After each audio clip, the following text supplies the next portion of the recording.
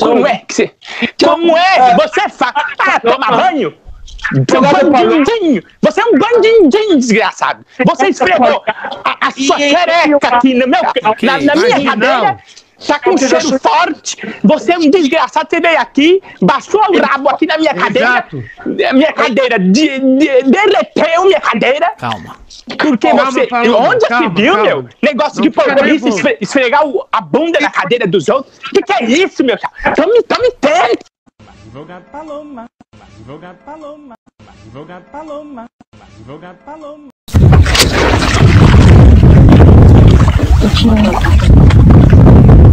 Olha lá, mano, duas cobras cruzando. Encosta perto da cara dela lá. Peraí, velho. Isso aqui é muito balada.